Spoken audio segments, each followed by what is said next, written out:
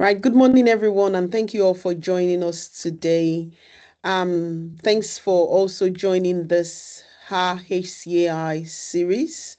And we're very lucky to have an expert here, Kyle David, who will be talking to us about AI governance. So AI, everyone is using AI. AI is here to stay, but who governs AI? Who makes AI transparent? Who is able to question AI? Who is going to make sure that AI is safe, is fair? Dave will be Kyle. Sorry, I keep calling you Dave. I think I like Dave more. So Kyle will be talking to us about AI governance today. He'll be doing that in the first 15 minutes and would have 5 minutes for you to ask questions. And yes, please put your questions in the chat. You can feel free to use the question and answer. I would open that for everybody now. Okay. So ask your questions and I believe Kyle will be happy to answer your question. Carl, I would want you to do a little bit of introduction. I think you do more justice to introducing yourself. And yes, I would leave that. And thanks also for giving us your time. I know it's very precious and it's quite early for you. But thank you so much. I would let you have the space. Thank you. Wonderful. Thanks so much, Bola. And thank all of you for hosting me. For me, it's this morning. I think for you, it's a little later in the day. Yeah, so my name is Dr. Kyle David. I've been in the AI governance space for since 2023. Maybe I'll back up and just try and give you a little bit of overview of how I got here. And I'll try and do that quickly. So my whole life, my whole adult life, all I wanted to do was be a university instructor. I thought first I would do English literature, but I ended up in a PhD program for Chinese history. I finished that program just as the pandemic was happening and the widespread lockdowns were happening in the United States. So my final year on the academic job market, there were no jobs because universities throughout the country had initiated hiring freezes. And at that time, I was, a bit older. I was in my late 30s. I had a family. I had two small children. And so I needed to find something. I needed to find a stable job to support us. And I was very lucky to get picked up by the U.S. Department of Energy through the Presidential Management Fellows Program in their Office of Privacy Management and Compliance. And so I went from Chinese history to privacy. And when the ChatGPT moment at the end of 2022 kicked off, the department needed someone to also start learning artificial intelligence. And so that's how I got into AI and into AI governance. I offer on-demand training for IAPP certifications. If you've heard of the AI Governance Professional certification, which is quite popular right now, that's the number one course that I teach. I offer courses on my website, drdavidprivacy.com. And I've also recently started a community to support and provide professional development for folks that are looking to develop as AI governance professionals. And that website is it's the AI Governance Collective is the name of the community. I also offer hands-on AI governance training where you actually manage and govern an AI system throughout the AI development lifecycle. And that's aigovcollective.com if you're interested. And I'm happy to talk more about those if there's interest during the Q&A.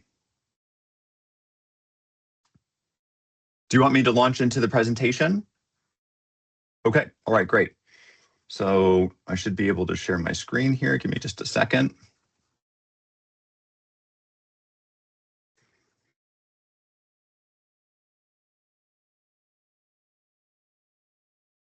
It's not that one, it's probably gonna be this one.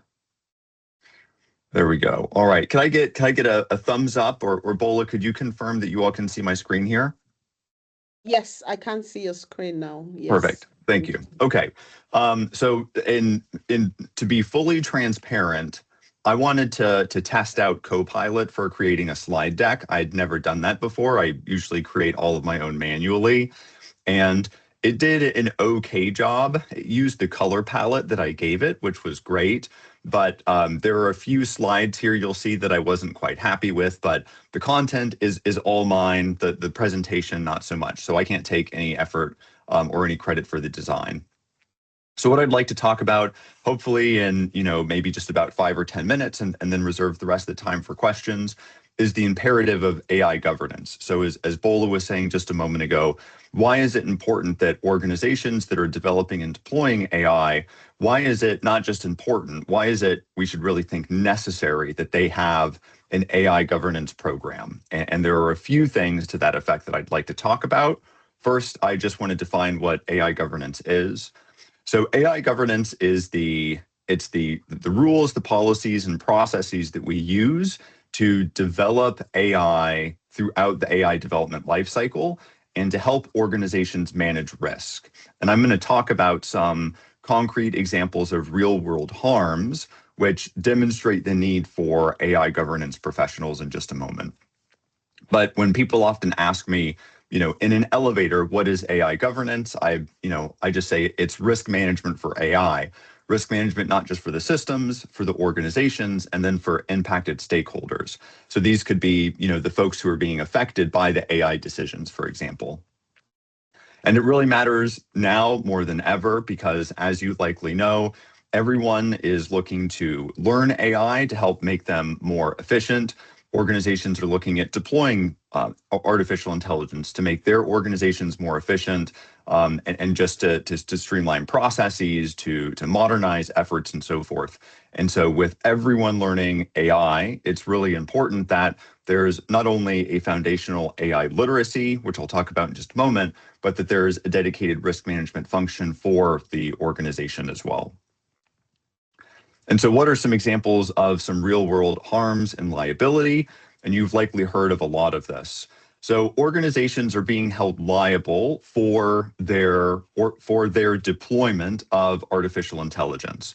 There's this one case from early 2024. I believe it was Air Canada. They had a chatbot. A customer was asking the chatbot about its refund policy. The chatbot said, yes, we can refund that, no problem. But that was actually not true. That was a hallucination. And so the individual, when they tried to get the refund from Air Canada said, sorry, that's against our policy. The chatbot was wrong. We're not going to give you the refund. The individual took Air Canada to court and they won. And we're starting to see similar rulings in the United States as well. So it's really important that when we are developing and deploying systems, whether we're developing them internally from scratch or whether we are integrating an off-the-shelf option into existing services, that we have someone that understands the risks associated with that deployment, who can appropriately manage those risks, who can implement controls and can do ongoing monitoring to make sure that we're managing the risk appropriately. There have also just been some really embarrassing gaffes. And so Deloitte, in a number of cases, has provided with high stakes deliverables, for example, to the Australian government, work products that had hallucinations in them, that had hallucinated citations, who were making up statistics and were patently false. This is where AI literacy is really important, because if everyone using these systems understands that they hallucinate and that they do that often, then there's going to be some type of control in place that makes sure that there are multiple reviewers who are doing just basic verification and fact checking. So again, those types of gaffes, like you see with Deloitte, they're avoidable 100% if folks are getting the right type of training. Those are some low stakes harms. There are much higher stakes harms as well, which is what I'm talking about here. When it comes to intellectual property, for example, if you've been following the space, you likely saw that Anthropic just recently had a blockbuster settlement of $1.5 billion with authors whose works it had, according to a judge, illegally acquired and incorporated into training its chatbot. And so that was a settlement. It's possible that had it gone to trial, it could have been much more. But this just demonstrates that there are implications for the training data that we're giving these systems. Also, psychological harms, not just psychological harms, but self-harm and suicide as well. So Bloomberg just recently reported that there are over 40 lawsuits against organizations such as OpenAI alleging wrongful death. There was one case of a teenager, Adam Rain, who after speaking with AI, with ChatGPT for several months about wanting to take his own life, eventually did that. And in a number of cases, ChatGPT convinced Adam not to tell his parents about how he was feeling. Adam Rain's case is not the only one. There are other cases of AI psychosis, of people that are taking medical advice from ChatGPT and end up harming themselves. Also in the news a lot recently, unfortunately, there are these apps called nudification apps. You give it a picture and it will undress the person in the picture. You can also create deepfakes of real people. And we're actually starting to see a lot of movement in the United States targeting this type of synthetic media. But you can imagine the implications for privacy, for one's reputation, based on the publicly available nature of these tools and how they're being used. A couple other issues or cases here of algorithmic bias and how it affects civil rights. So there's this one famous study from not too long ago called Gender Shades. And what the researchers did is they took facial recognition technology from major vendors. I believe Microsoft was one of them, and ran a test on it to look at the unequal error rates or the number of false positives that this technology would have on people from different demographic backgrounds. And it found that it disproportionately falsely flagged Black women at much higher rates than white men. And so in this case, it was there were false positives, or it was falsely identifying Black women in 38.7% of the cases versus to like 0.8% for white men. This is a training data issue. This is a bias and fairness issue. This is an AI governance issue. All of these are AI governance issues. And so when you see a lot of these headlines, and who really knows what these organizations are doing, but based on my experience in this area, these systems would never be deployed. They would never see the light of day if this organization had implemented the appropriate AI governance controls throughout the AI development lifecycle. One of the topics that Bola let us talk about, which is how I got to AI governance, was about AI literacy. And really the argument that I want to make here is that AI literacy is for everyone throughout the organization. A lot of what I'm talking to you about, this is information that folks would get as part of their AI literacy training. And then the next step up there would be something akin to AI governance training, where folks are actually learning about the specific risks, how the risks happen, what the mitigations are, and how you manage an organization's development and deployment of AI. Three things that I would add into or on top of that AI literacy or into AI governance training. So technological foundations, for example, what are the major machine learning algorithms? How do they learn? What's the importance of data? What are the different types of harms that we could see? The second part would be legal and regulatory context, looking at some of the major laws and frameworks that are out there right now that help structure the way that AI governance approaches risk. So the EU AI Act, for example, is one that a lot of folks are talking about. In the United States now, I believe we have over or close to 100 laws that are targeting AI specifically. And so that's going to become an emerging need in the very near future as well. And then finally, looking at the AI development lifecycle as well. And I believe coming up, I have a slide on the AI development lifecycle, but Jim and I didn't do a very good job, so I'll supplement that. So on top of AI literacy would be those other areas as well. Finally, so this is the slide that I wasn't very happy with. There are 7 stages to the AI development lifecycle. It starts with plan and design, and this is the one that a lot of organizations are overlooking. This would be conducting a use case assessment, stakeholder mapping, et cetera, to make sure that before we even start collecting data, before we start talking to vendors, we make sure that we're bringing in a tool that helps to further the organization's mission, that this is a good idea to bring in. We then have the collection and preparation of data. We then build or select the model, select if we're getting from a vendor. If we're training multiple models to see which is going to be the best algorithm for us, then we would select the best of those. We then do our testing, evaluation, verification, and validation. We deploy the model, ongoing monitoring and maintenance, which we do have here. And then finally, eventually at the end of the life cycle, we would decommission the model. All right, so let me see. Okay, I did that in about 10 minutes. Very happy to take any questions that you have. Oh, okay, so I see Q&A here. Let me see if we got anything. All right, Jennifer's asking, interested in the topic AI governance, please, is there a way I can learn it more? Sure. So I'm clearly very biased. You know, because I do training for IAPP's course, it's not official training, it's training that I've put together, so it's independent of IAPP.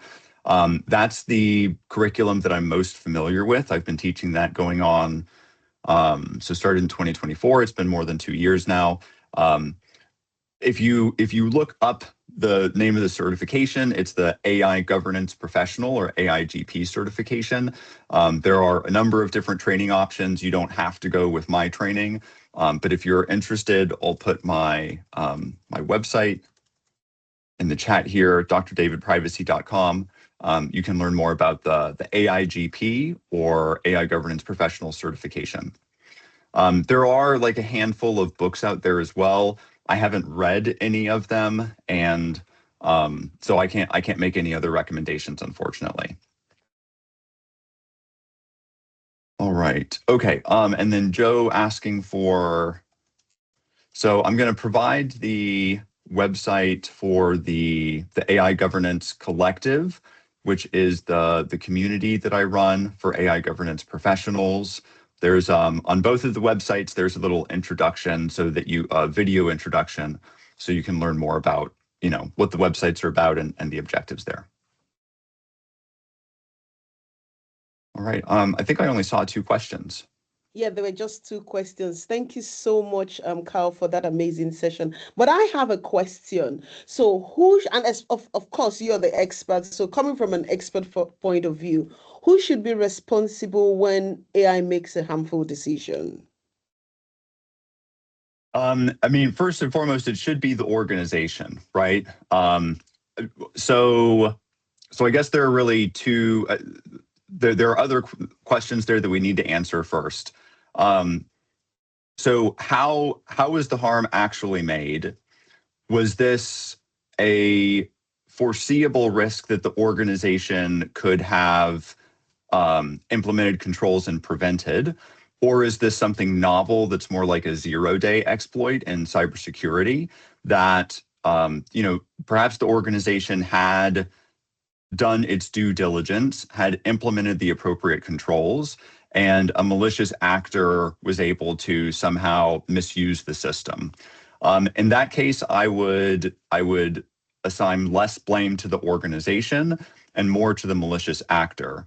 Now, there was a recent case where Grok, so this is xAI's large language model, Grok, where it was creating nude images of people on demand, I believe via Twitter. And within a couple hours, I mean, it was hundreds of thousands, if not millions of images. That's very clearly the fault of X, right? Of X providing the service, of seeing that something was happening and allowing it to continue. So I think it really depends on the use case.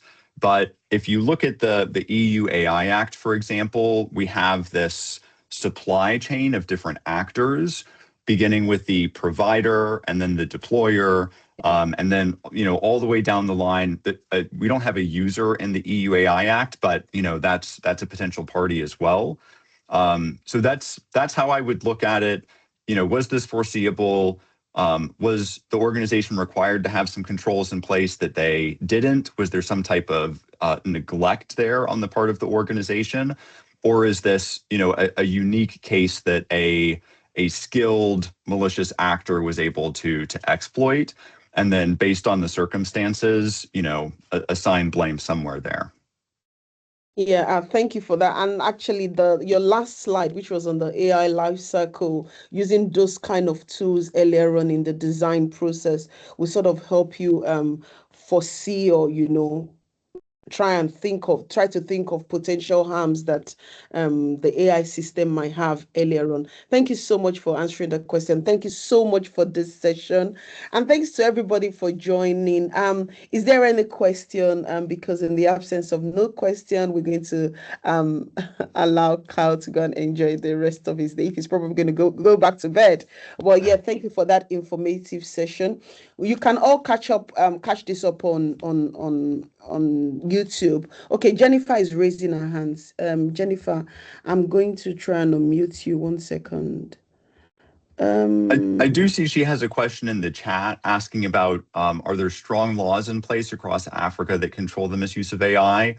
Okay, And yeah. how do we know our AI is treating people fairly and not discriminating? So for the first question, so I hosted a webinar last week with two AI governance experts from Nigeria.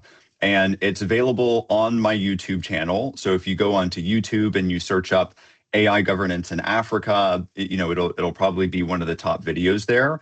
But we had, two folks that are very skilled in this area talking about it. And we were talking specifically about Nigeria because that's what their background is in.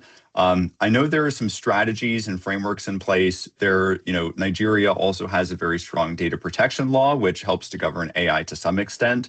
Unfortunately, that's as familiar as I am with the legal landscape there. For your second question, how do we know our AI is treating people fairly and not discriminating? So during the training and development process of an AI system, we run performance metrics, and the performance metrics can tell us how a system is performing across different groups. And so the technical term would be equalized odds. And so I gave the example a moment ago of the facial recognition technology system that had a very high false positive rate for Black women and was near perfect on white men. That would be an example of unequal odds. And we could do that across demographic groups. So how does the model perform on Hispanic people? How does it perform on Black people? How does it perform on whites? How does it perform on Asian people? And then we look at the performance metrics and we can see how the model is, the errors that it's making on each of those groups. Now, if the error rate is relatively equal, it's not going to be identical. But if it's within our acceptability threshold across all of those groups, then that's going to be a fair system. If we have a large disparity, if it's performing or if there are more errors for one group than there are for others, then that's going to be our equalized odds difference. And that's where we would start doing implementation of bias mitigation. And it's not just with facial images as well. You've probably read about studies on zip codes and how zip codes can be a proxy for race. So in the United States, for example, people of certain races tend to live together in certain neighborhoods.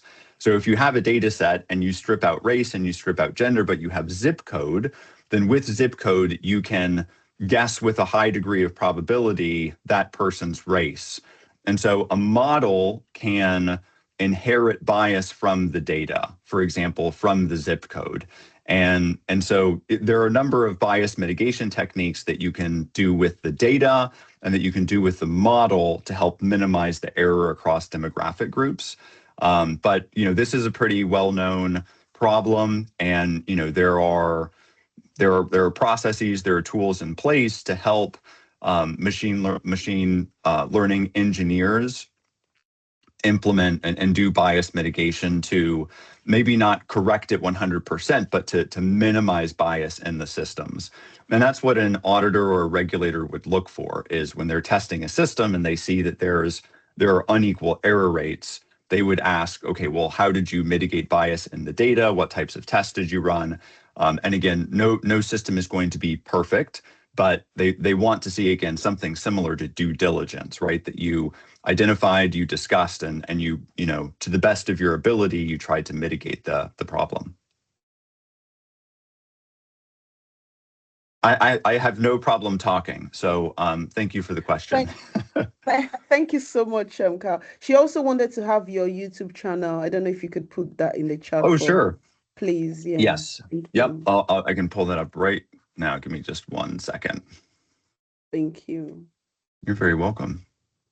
Yeah, Yeah, it's and if sorry, I was just going to say, if you're interested in learning about AI governance, I have some videos from my AI governance course on the on my YouTube channel.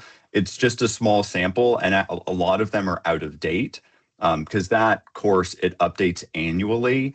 And so most of the videos are from a previous version of the course, but it's enough there to give you an idea of what AI governance is about. And if you want to connect with me on LinkedIn, and I'll share my LinkedIn profile as well. I'm happy to continue the conversation there. So I'm a lifelong educator. It's what I love doing. I'm just very lucky that there's been, a market for people to want to learn about AI governance. So I'm always happy to continue the conversation.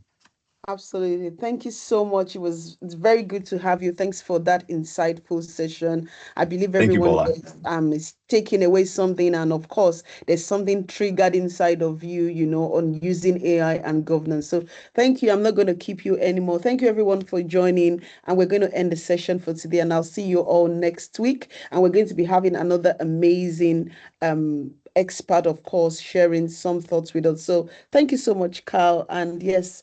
Bye bye, everyone. Thank you. Thank you so much. Appreciate the time. Bye-bye. Thank you. Bye bye. Bye.